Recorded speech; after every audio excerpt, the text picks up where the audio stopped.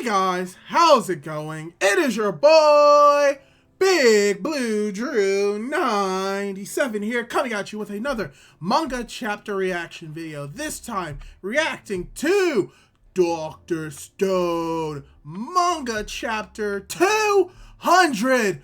Oh boy, it's been a while since we've been doing this. We're finally reaching a milestone in Dr. Stone chapter 200. I wonder what's going to go on in this chapter, because last chapter we got the confirmation that Dr. Zeno has joined the crew, and most likely what we're going to get in this chapter is the finishing of the new Perseus, as well as the team splitting up and seeing who's going to go around the world and who's going to stay here in the Iron City established in South America. So most likely we're going to get that confirmation in this chapter. And before we get a little bit more into it, I'd like to ask you, if you haven't done so, to subscribe to my YouTube channel at Big Blue Drew 97 if you like this type of content. I do reactions to shows such as Dr. Stone, Black Clover, Jujutsu Kaisen every Sunday. So if this is something that you're interested in, subscribe to my YouTube channel. Without the way, let's get right into the reaction for Dr. Stone chapter 200. And unfortunately, we do not start off with a cover page, but that is fine. That is okay, because we actually start this chapter off with Chelsea, as well as everyone talking. So yeah, we have Zeno handling the rocket engine while we build the new Perseus, as Chelsea chimes in and is like, hang on, this tote sucks, but what about the ship's fuel? Where's the oil? There isn't a drop of oil in this part of the Amazon. Oh no, as we have Ryusui chiming in, is like, shall we start? Oh gosh. Shall we start? Oh, I'm trying to remember. Shall we? Oh man, I can't remember Ryusui's voice. It's like, shall we start with the sailing ship again then? The new Perseus is a ship of the future, so it's gonna run on future energy, coming from Senku, as Ryusui is also shocked, as he still looks very chibi, as we have Kohaku, as well as oh my gosh, I can't believe Suika. Yeah, they're saying, what's future energy? As we have Senku saying, that's right, we're using raw stinking garbage compost. As both Kohaku as well as Suika just bleh! Oh, this is so fun. And it's like, oh, we call it biofuel. Okay, that makes a lot more sense for what he's using the compost for. Biofuel is like, we call it biofuel. You know? So bring me all the organic garbage, toss in leaves, food scrap, poop, and collect the gas that leaks from the rotten heap. Poop? What? Poop again? Oh, Suika's just traumatized by poop, and that's understandable. So yeah, they're gathering up all the ingredients. But dear Senku, once the trash starts giving off gas, won't it simply drift away? As Senku chimes in and says, that's why we're making a tank to hold the gas. Oh, okay, I see what's going on. Natural gas. Ah, it seems a tank like that around factories and such, as Ging begins to chime in. But crafting such a perfect sphere will be irreparably difficult. Ooh, as we get Dr. Stone, Z equals 200, future engine. So yeah, we're going to make a future engine. Oh, wow. As we immediately cut over to Kaseki, who's using a torch, which, let me see, I want to read that. Yeah, he has a torch, which is very interesting. He's using the torch, I believe, to like make the giant ball. Yeah, torch using hydrogen and oxygen obtained through electrolysis of water. Okay, that makes sense. So yeah, you have Suika, you have Kazeki's like, all done. As we have Ging's like, what the? That's hardly a perfect sphere. I mean, yeah, to be fair, it's not perfect at all. But the fact that he was able to do that is amazing. And then you have Senku's like, which is just fine for our purposes. Just fill it with water, cause a little explosion inside, and boom! Oh, there you go, nice and round. Again, what the? Is this really how they make tanks so round? Sure is. Oh wow, that's very interesting. Oh, that's neat. I like this. I like it. We're learning a lot more science.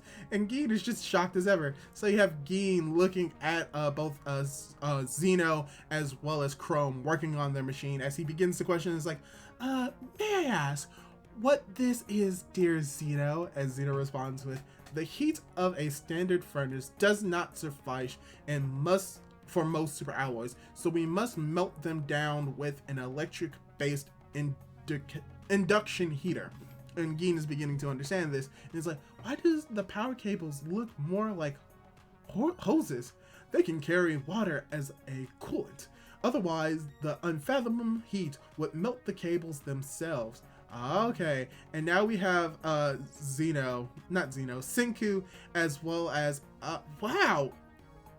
Yeah, now I'm thinking about it. I think I'm just getting like a really good look at Suika next to Senku. And yeah, she's still fairly small, but she's a lot taller than she used to be. So yeah, that's very interesting. But now they're working on something as Gin begins to ask them. It's like, may I ask what this is, dear Senku, as we see the tank? And he's like, this Fischer-Tropsch process. Guess that doesn't explain much, huh? You guessed correctly. Responding from Gin, as we have Senku once again. It's like, this process was pioneered by the German military since they don't have much oil to burn. You know how it goes, converting raw garbage gas into liquid fuel. As we have Gin still not understanding what's going on. It's like, I do not, in fact, know how it goes. Which, I mean, it makes sense because he just really doesn't know. As we have, once again, Chrome working with Zeno. He's working with all these metals. As we have someone saying, all these metals are extracted from rocks. And by combining them into one, we get the ultimate peerless super alloy known as Inconel. A truly elegant alloy that makes a rocket engine possible. I don't think I've ever heard of it. But we do see titanium, niobium, molybdenum, chrome, nickel, iron. I know at least 3 of those. As we also have Chrome chiming in, is like, well, whoa, I've never heard of that one. But you're saying it's strong, right? The baddest around? As we have Chrome looking on, is like, that's kind of wild. In just half a year, we'll have combined them all with science.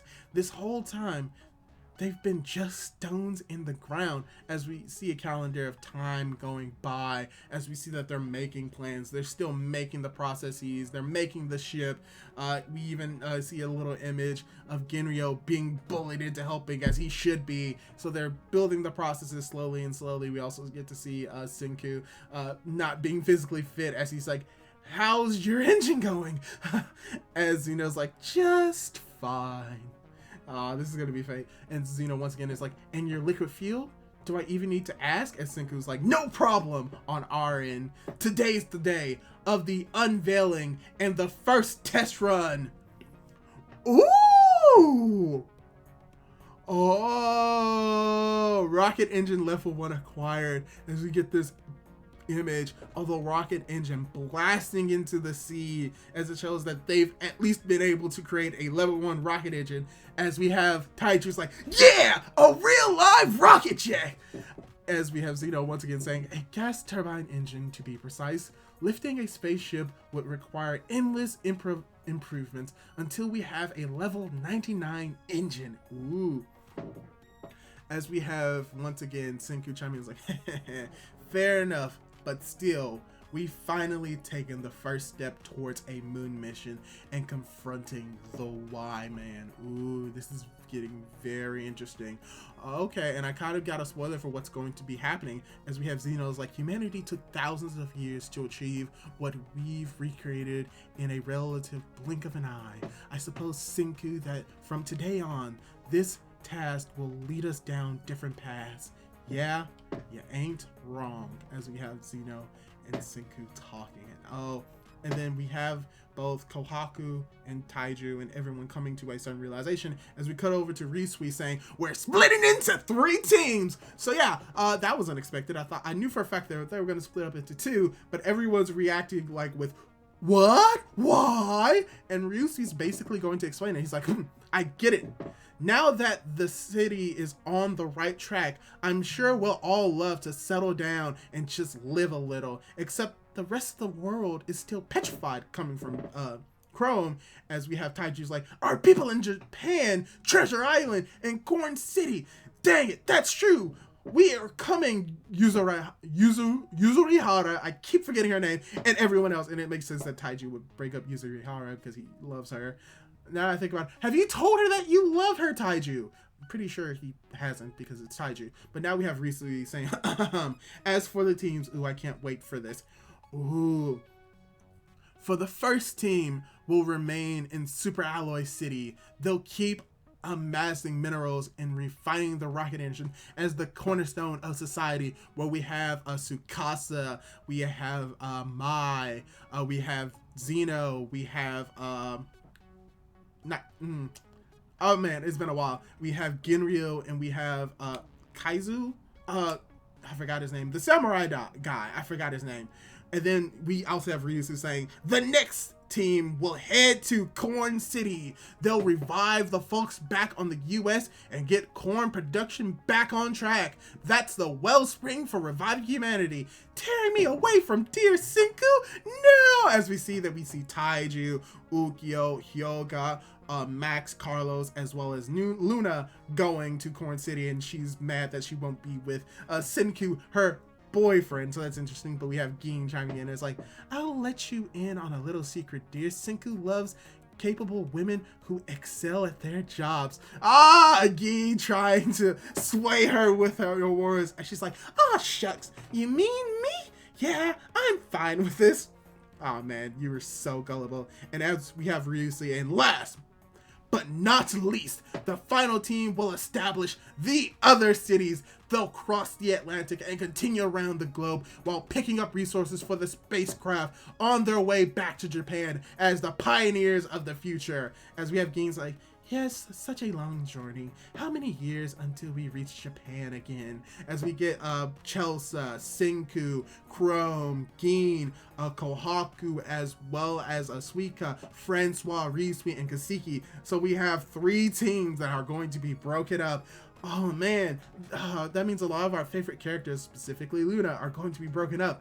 Oh man, this is going to be very sad, but I can't wait to see more of this as we have Ryusui saying, haha, stove those fears, because the rocket engine we poured our sweat and blood and tears into isn't just for the rocket. Oh, what is it also for? Whoa! Oh, that's so dope! Oh, new Perseus acquired. Okay, so the rocket engine we poured our sweat, blood, and tears into isn't just for the rocket. Oh, they're going to use the rocket engine for the new Perseus. Oh, that's dope. And the Perseus looks so cool too. Oh, that's so dope. And they did this in like half a year too. This is amazing. As we have everyone saying, faster than fast, coming from Luna. Taiju's like, dang, I was ready for a long teary goodbye, but they're already out of sight. As we have Ukyo chiming in, is like, we can still keep in touch daily over the radio. I mean, yeah, let me just move this. Yeah, I mean, yeah, that makes sense. But now we have Ryusui saying, the old Perseus engine had us going at 4 knots with 300 horsepower. But this super alloy engine of the future gives us 10,000 horsepower for a speed of 20 knots. Wow, that's a lot. So like, that's 5 times faster. And it's like, our Pacific crossing took 40 long days, right? Well, this Atlantic crossing is about the same distance, and the new Perseus is gonna make the trip in just about a week. Wow. As we have Chrome that's enjoying the fact that they've left and they're going on a journey, and it's like, haha, it's awe-inspiring. I never imagined a boat could move at such speeds. Coming from Kohaku, as Senku chimes in, it's like, yep, 5 times faster than before. You see, I did that bad so easy in my head. It was simple, but you know, I'm gonna pat myself on the back for that. As we have Chrome saying, bad, this engine might actually take us to the moon. Working with nothing more than the rocks in the ground, as Chrome begins to cry. Which, you know what? It makes sense that he would be the one to cry, because like, he's like basically like been fascinated with rocks ever since he was young. So it's very cool to see like him tearing up about realizing how these rocks that he may have loved and liked to collect is going to bring them closer to going to the moon. As we have Suika's like, Chrome, why are you crying? As Chrome's like, don't know. Hard to say, honestly. We know why you're crying, because you realize that the rocks that you love so much are going to play a part in you getting yourself to the moon. As we get this final page, double page spread of Senku sailing the seas, as we saying, time to cross the Atlantic. 1 week. End of chapter. And oh boy, this was very exciting. Now it's time to go into slightly review territory. So yeah, There wasn't anything extremely like bombastic about chapter 200 of Dr. Stone, but still, this was a very impactful chapter. A few things. We learned about the fuel source, which is basically that they're going to sort of use like natural gases from like compost as fuel, and we saw the way of doing it. We learned a little bit more about how to make a perfect sphere to hold the natural gases. So that's really interesting that we got to see, as well as we got to see a little bit more aspects of an understanding of how both Zeno and Senku were able to create their respective scientific products. We see that Senku was able to create the natural gas that is going to be used to power the ship, while we see Zeno creating a basically a rocket engine turbine that's going to be used for the rocket ship at least level 1. And it's very interesting to see that even though it's a level 1 spaceship turbine rocket engine, that is still capable of being used for the Perseus, which we also get to reveal that the Perseus has been rebuilt as the new Perseus, and that it can cut the time from sailing by 15 times shorter. So now we're going to not have to wait a whole lot longer for them to establish the other cities, that they're able to get there faster unless they meet, you know, unexpected consequences. So we have the new Perseus, as well as we have the different teams being established, how a lot of the favorite characters are going to be distributed across the world. They have their own goals. Some are going to stay here, and it makes sense that Tsukasa is going to be the one to stay with Zeno, because he's like the most capable fighter, and that he's also the one to like make sure to keep Zeno in check, as well as to like be a check for everyone that was like a part of like Zeno's team. So it makes sense that he would stay in the Super Alloy City, and you know, just Genryo just being there because he's not really that helpful, so he might as well stay there, as well as getting Taiju going back to Corn City, where he can meet up with Yuzurihara. They may have a connection, as well as, like, weirdly enough, we're also going to get Hyoga going with them, which I think it's fair to say that Hyoga won't pull any shenanigans, but still there's probably going to be an interaction between Hyoga as well as, oh gosh, what's her name, the girl with the pink hair. Oh man, it's been a while since I've seen some of these characters, but her reunion with Hyoga, we're most likely going to see that as well in the next few chapters, as well as just also you have the team that's going to be traveling around the world, which is a lot of like the main cast that we know and love, and it makes sense that why they're going with them. Chosa is going to go with them because she's a she knows about the land. She could probably help them with maps. Ryusui is the captain of the ship. Francois always goes for Ryusui, and they have 2 science users going with them, technically 3 if you count oh my gosh, if you count Suika, as well as you got Kohaku, who's going to be the fighter of the group, just in case something bad happens. So basically all of these teams are really well balanced, and getting to see that instead of there just being 2 separate teams, they're going to be 3 different teams. Most likely within the next few chapters, we're going to be focusing on Senku's team at one moment, and then we're going to tie back over to Taiju and them and their moment, and how they're going to get back to South America to like rescue the people in Corn City and stay in Corn City and establish it and help all of them to get more of the revival fluid active, as well as you have Zeno's team that's going to be working on the engine, and Senku's team who's going to be establishing cities all across the world as establishing that final panel. And the fact that they've already left was a funny scene. I thought there was going to be a little bit more like of a reunion or saying goodbye, but because they can get back and forth in a week, it's like, oh, we're going to be gone for a week, but it's fine, we could come back in a week. So there's nothing like really that like important that they need to happen. So I really want to know if they created a second ship that the people can sail to Corn City in, potentially, maybe, I don't know, we may learn more about that in next chapter. But overall, I still really enjoyed this chapter of Dr. Stone. Really did enjoy it. Really thought it was a very good chapter. It wasn't a bombastic chapter for chapter 200, but I think that it was everything that I expected this chapter to be, so I cannot complain about that. So yeah, that's all I can really say about this chapter so far. Really enjoyed it. Hopefully you enjoyed it as well. Hopefully you enjoyed my reactions. Hopefully you enjoyed the chapter. And leave your thoughts down below on what you thought of this chapter, what you thought of this reaction, as well as leave a like on this video if you liked it. Hit that subscription button to be subscribed to my YouTube channel for more content like this, while hitting that notification bell to be notified for whenever I upload. Do all that cool jazz, and hopefully I'll be able to catch you in my next video. Goodbye!